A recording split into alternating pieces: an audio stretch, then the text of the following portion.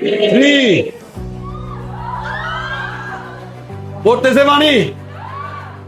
আমার বৃত্তাকার পথে ঘুরাবো, তখন ওই বস্তুর যে ব্যাগটা, ওই বস্তুটা যে ঘুরে আস্তে আস্তে বড় হয়। এমন কেন হয় বলো তো?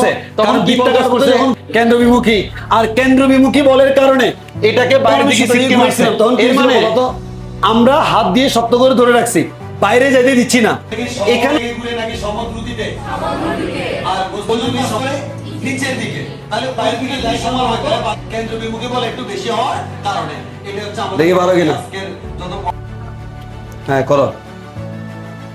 এই দারুণ, রেডি, শুরু করছি। আমি আস্তে আস্তে দেখাই, দেখো আমি আস্তে আস্তে স্পিড বাড়াচ্ছি, সে আস্তে আস্তে বাইরের দিকে যাচ্ছে। খেয়াল করছো? এক হাত দিয়ে আমরা এই কাজটা করলাম।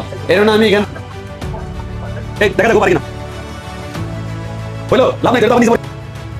গুড, সেরা সেরা সেরা, হাত তালি দাও না। এর মানটা দেখো, রেডি 1 2 3, আস্তে আস্তে কর। এ পানি ঢালতেছি, অনেকটুকু ঢালতেছি রে ভাই, অনেকটুকু ঢালছি, অল্প ঢালি পরে নেই। এবং তোমরা চাইলে তোমরা যাওয়ার সময় টেস্ট করে যেতে পারো। নির্দিষ্ট স্পিড আছে, তার থেকে বেশি বেগে ঘুরাইতে পারলে কিন্তু বালতি উল্টে গেলেও পানি পড়বে না। বলো, বালতিতে পানি ঘুরাচ্ছি কিন্তু পানি পড়ছে না। খেয়াল করছো? এখনো ঘুরাচ্ছি। তাহলে আমরা একবারে চারপাশে ঘুরাচ্ছি কিন্তু পানি, ফোঁটা পানিও কিন্তু পড়ে না। খেয়াল করছো নি? আমাদের ফোঁটাও পড়ে না। কেন্দ্রমুখী এবং কেন্দ্রবিমুখী বলে কনসেপ্ট, বলো বুঝছি কিনা?